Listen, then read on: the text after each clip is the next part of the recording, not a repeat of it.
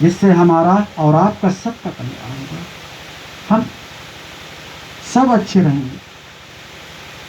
आज मैं भी यही करा है, मेरा गुरु बता के गया, यही कराया, आज उसी तरीके से नियम पर मैं चलता चला जा रहा हूँ। और हम आप सबसे भी महापुरुषों कह रहे हैं, इसी को आप ध्यान में लेकर चलते रहिएगा कि तुम संपूर्ण स्वामी को हम आपसे नहीं खुश नहीं। हमारे बीच में आपके क्या आ जाता है, यही चीज है भाई। जीवन तो हमारा स्वच्छ है, मगर स्वच्छ कैसे बनेगा? आप घर में रोज झाड़ू लगाते हैं, जब आपका घर झाड़ू लगा देते हैं, जब साफ हो जाता है, तो कोई मेहमान घर में जब आता है तो कहता है कि ये घर तो बहुत अच्छा है, कितना बढ़िया साफ सुथरा है, कितना बढ़िया है घर, बहुत अच्छा। मगर कोई कहे ना कहे, इसके लिए झाड़ू मत लगाना।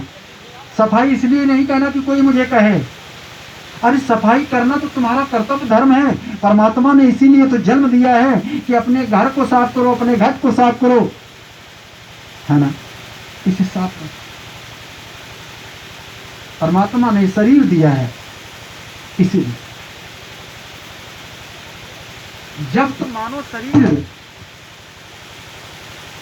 के लिए भजन करते हैं, प्रार्थना करते हैं, सत्संग करते हैं, सेवा करते हैं, इसलिए कि हमारा परिवार सुखी हो, हम सुखी हो, और फिर हमें मानव का जीवन मिले, जिससे हम अगले जीवन में आकर के ऐसे ही परमात्मा का ध्यान करें।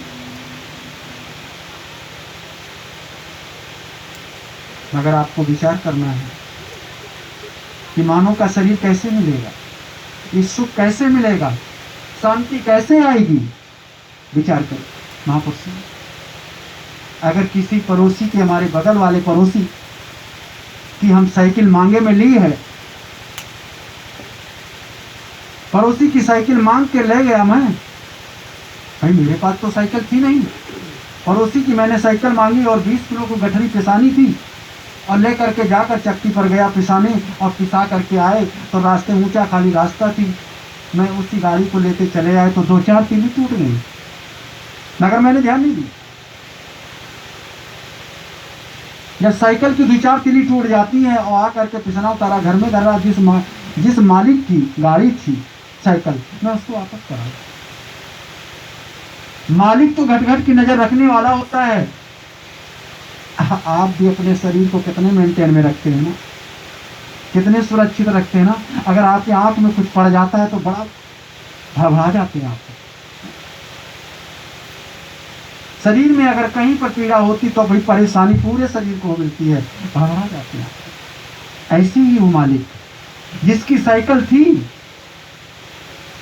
उसने जब क्या किया, सुबह शाम उसको सफाई करता था अपने साइकिल की, और जब उसने सुबह साफ करने गया तो देखा 2-4 तीली टूटी, तो उसे बड़ा सोच आ गया कि अरे मैंने उन महात्मा जी को दिया था साइकिल मांगे, और बताओ 2-4 तीली टूटी, मगर अब हम उनको साइकिल मांगे नहीं देंगे। एक बार प्रेम से कहिए संपूर्ण स्वामी जी की जय। दोबारा साइकिल नहीं देंगे हम।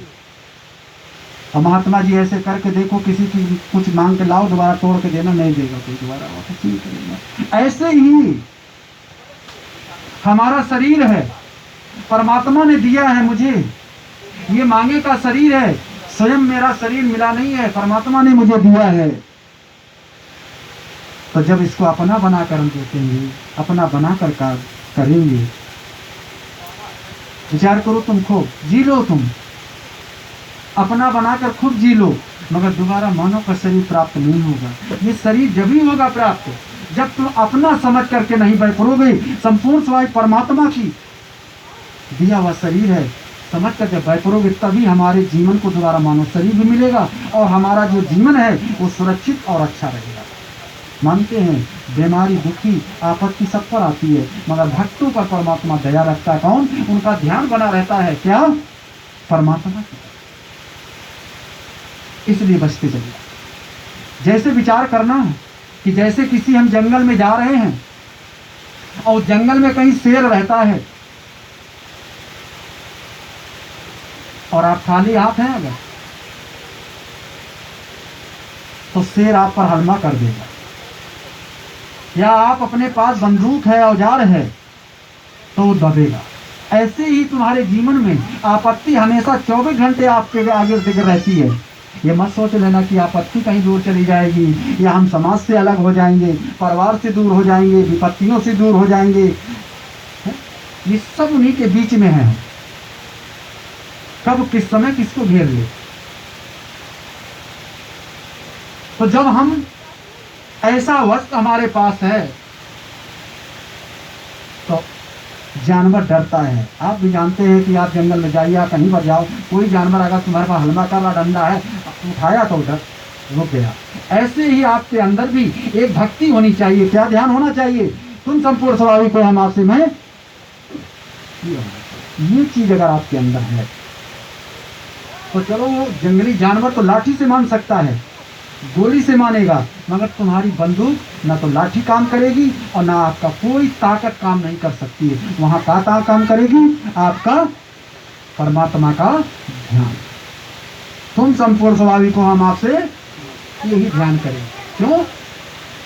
आपने भी सुना होगा, इसमें हमारा ध्यान हम स्वयं के लिए करते हैं।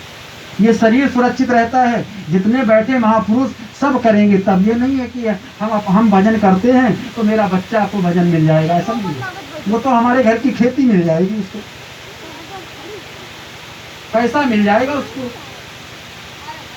धन मिल जाएगा उसको, मगर जो हम भजन कमाते हैं ये नहीं मिलेगा उसको। क्यों? तो स्वयं करना पड़ता है। क्यों? गुरु की शरण जाना पड़ता है। गुरु सिखाता है, चलाता है, बताता है, तब ये सुरक्षित शरीर रहता है।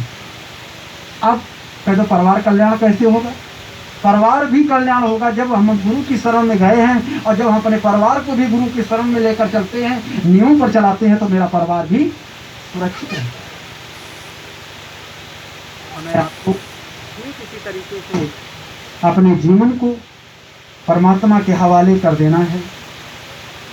ना मैं हूँ, ना कुछ मेरा है, कि तुम संपूर्ण स्वाभाविक हो हम आपसे मैं कुछ नहीं। तो ध्यान करो, जरा थोड़ा बैठो और परमात्मा का ध्यान करो। सबसे जो मेन है हमारे जीवन का सुख, उसे आप अपने अंदर बसाओ और ध्यान करो।